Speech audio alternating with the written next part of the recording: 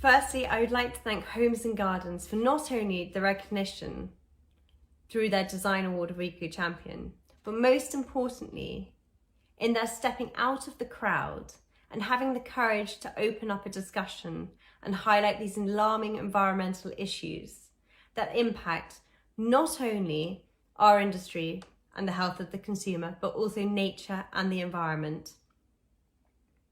It is exceptionally courageous of Homes and Gardens to make this stand, as these are issues that often sit with a deep degree of discomfort for magazines to address, as they question not only the ethics, supply chains and processes of products, but the whole life cycle of consumerism and consumption, which is so intrinsic to the media machine of creating necessity, need and desire.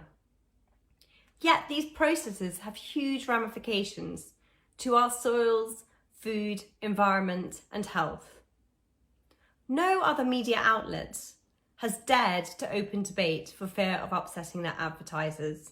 Trust me, we've had many articles sat on or edited. However, we must act, and it is imperative it is immediate. We simply cannot afford to continue to be an industry of gesture and willful ignorance that recognises the commercial benefits of terminology such as craft and sustainability, rather than their true reality, integrity and truth. We cannot allow high street stores that have departments specifically for policy and forecasting to continue to sit on changes to regulation because they are hesitant to rock the status quo, as they feel, in verbatim, if it were more widely known, it would highlight to people they potentially have poisonous pieces in their homes, and therefore they'd lose trust in the industry, which would ultimately affect the bottom line and consumer spending. Fundamentally, we need to change regulations. But this will not happen until consumers demand the change. And at present, this seems almost impossible when there is very little informed information and so much greenwashing. So I'd like to thank Homes and Gardens for taking a stand and initiating this change. We still feel we have so much still to do, but there are some amazing companies and initiatives out there. The Cloth Collective, Groundswell, Lamb, Wild Farmed, Edward Bulmer and Fibre Shed, to name but a few. Also other industry colleagues such as Lulu Little of Sewn, who has wholeheartedly embraced this and is now investing to make the changes and take positive action, as this is not the easiest ship to turn. Bernie Delaconia for her initiatives in fabric, and Sebastian Cox in his endeavours to bring these topics to the public consciousness through his articles.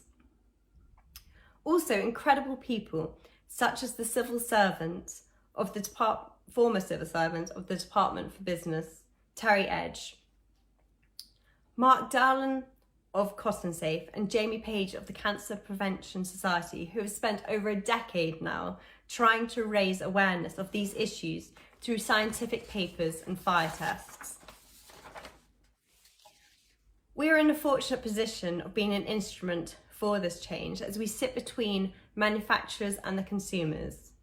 We hold knowledge and have some power of the purse to demand changes in manufacture, but we must stop greenwashing and recognise the impact of our choices, from the human costs of cheap labour that result in no living wage and safety net, to the absurd processing methods in supply chains that see products or elements of go halfway across the world for aspects of processing, to the chemicals in dyes and mordants in fabrics and the fire retardants that make up 11% of foam.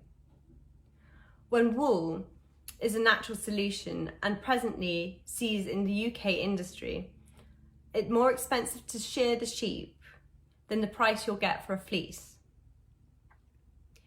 We have started the journey, but we have a long way to go, focusing on local supply chains, life cycles, and fundamentally regenerative farming measures to start putting back. We need this to be a collaborative industry effort to share information and think above bottom lines. Finally, I'd like to thank Emma Story and Elizabeth Machin for their tireless work and knowledge in helping bring this all together and create awareness. I'd like to end with a quote by Dr. Aseem Malhotra. We have to take the lead in the movement away from the world driven by the abundance to the corporate bottom line and enrichment of an elite to one that prioritises physical, mental, social and planetary well-being. Thank you.